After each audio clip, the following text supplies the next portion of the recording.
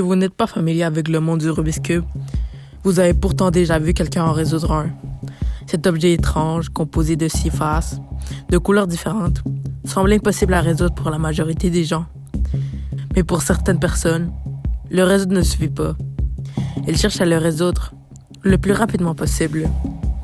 Ces personnes portent un nom, et on les appelle les speedcubers.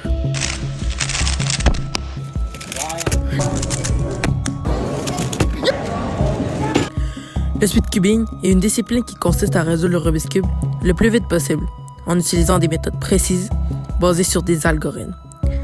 Ces algorithmes sont des séquences de mouvements appris à l'avance. Plus le speedcuber en connaît, plus il peut résoudre le cube rapidement et efficacement.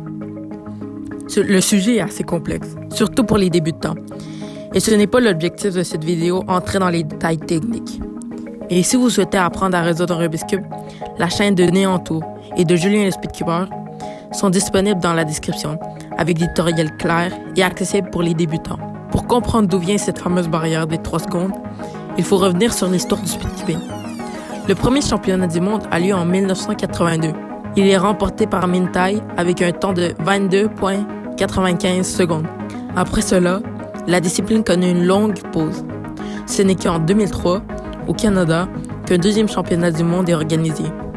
Lors de cette compétition, l'Américain Dan Knight établit un nouveau record du monde en 16,53 secondes.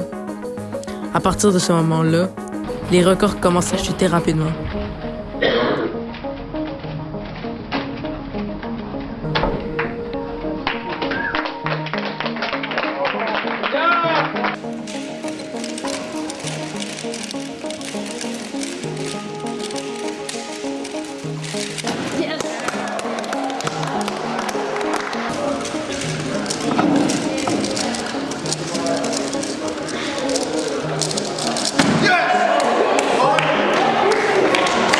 Plusieurs barrières mythiques apparaissent, d'abord les 10 secondes, puis les 5 secondes.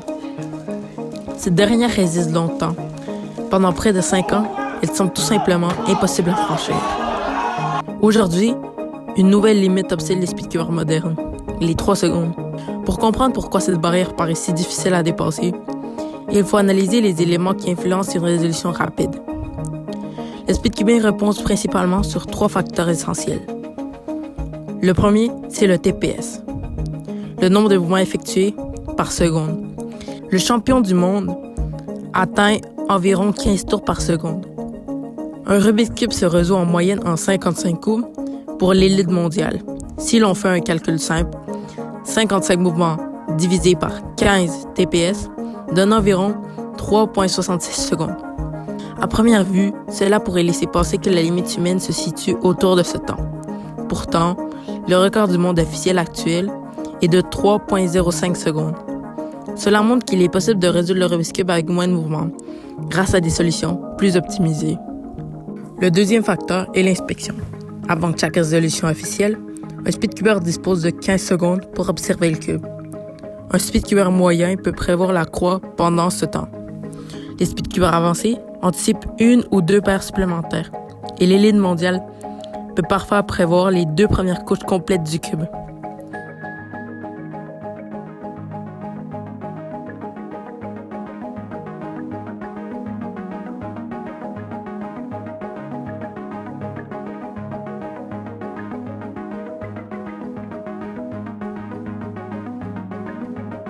Plus un speedcuber sait à l'avance ce qu'il veut faire, moins il a besoin de réfléchir pendant la résolution, et plus il peut tourner rapidement. Le troisième facteur, c'est la méthode. Aujourd'hui, 2 méthodes dominent le très haut niveau du speedcubing. La première est la méthode Friedrich. Il demande relativement moins d'algorithmes et offre une reconnaissance plus simple. En revanche, elle comporte une étape supplémentaire, ce qui la rend légèrement plus lente sur le papier. La seconde méthode est la ZB. Elle comporte moins d'étapes, ce qui la rend potentiellement plus rapide, mais nécessite un très grand nombre d'algorithmes à mémoriser. Donc, identifier l'algorithme qu'on doit exécuter devient très difficile. Alors, est-ce qu'il est réellement possible de résoudre un Rubik's Cube en moins de 3 secondes? Et la réponse, c'est oui. Même si ces termes ne sont pas encore officiels, Plusieurs speedcubers se sont filmés en réalisant des solves sous les 3 secondes avec des mélanges officiels. La vraie question n'est donc pas de savoir si cette barrière sera battue, mais plutôt,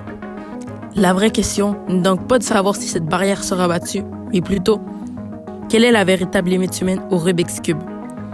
Le speedcubing continue d'évoluer, et ce qui semble impossible il y a quelques années, aujourd'hui est à portée de main. Et si vous souhaitez apprendre à résoudre le Rubik's Cube, je vous rappelle que la chaîne Néanto et Julien le Speedcuber sont disponibles dans la description avec le tutoriel pour débutants. Je tiens aussi à remercier la chaîne StuCube que grâce à ces vidéos, cela m'a permis de trouver des informations pour cette vidéo. Si cette vidéo vous a plu, n'hésitez pas à vous abonner et à mettre un like, car ce type de vidéo prend beaucoup de temps à se faire. Si cette vidéo atteint les 1000 likes, la prochaine vidéo sera entièrement consacrée à une seule question. Quelle est la véritable limite humaine au Rubik's Cube?